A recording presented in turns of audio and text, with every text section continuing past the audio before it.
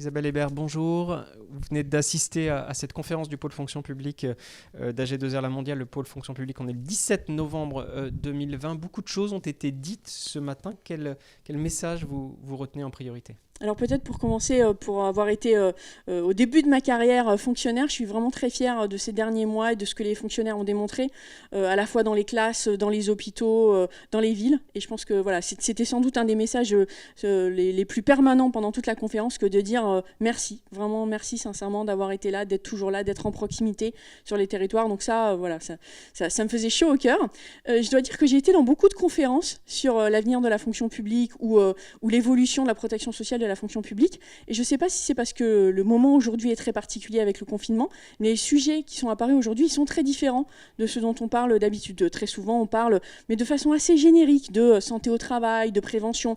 Là, c'était pas générique, c'était pas oui, peut-être, est-ce que oui, il faudrait ou pas faire de la prévention. Non, là, c'était juste la santé, c'est un sujet au milieu de la table qui concerne l'ensemble des fonctions publiques. Et donc, voilà, je trouvais que c'était une conférence qui reliait les trois fonctions publiques à un moment très particulier et qui a fait émerger des sujets qu'on ne voit pas nécessairement. Le sujet du management, le sujet de la solidarité, parler de solidarité entre les fonctions publiques, parler de solidarité entre la fonction publique et les utilisateurs, parler de solidarité à l'intérieur d'un hôpital, vraiment un message très fort. Parler des territoires, on en parle parfois, mais là c'était vraiment un morceau très important. Et puis un des mots préférés peut-être, c'était la mutabilité. Et ce sentiment que oui, peut-être cette conférence, elle est le symbole qu'il est en train de se passer quelque chose.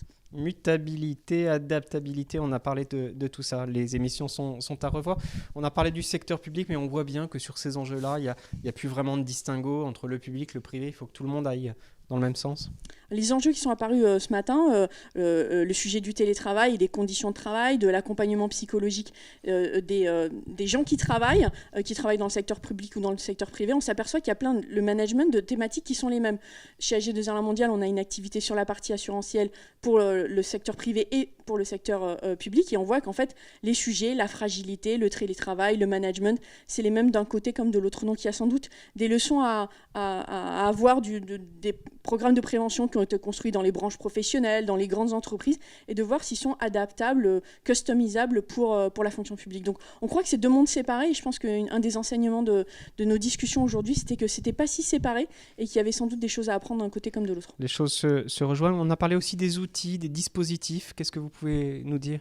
Moi, je pense qu'on a souvent eu une approche sur tous ces enjeux de santé très financière, peut-être un peu assurantielle. La santé, c'était une question financière. En fait, ce dont on s'aperçoit, c'est que qu'on soit agent ou qu'on soit salarié, ce qu'on attend, c'est peut-être plus des services que du pur financier. Et donc, la téléconsultation, parce que comme on travaille à la maison, on doit être soigné à la maison, l'école à la maison, et plus uniquement l'école au collège ou au lycée. Et que donc, le digital et les services sont une autre façon aussi d'apporter des éléments à ces fonctionnaires et d'apporter des éléments aux usagers des fonctions publiques. Donc je pense que le distinguo pur digital et pur humain, pur serviciel et pur financier, il devient de plus en plus flou. Et ce que la fonction publique attend de nous aussi, c'est plus de services, pas uniquement plus d'argent.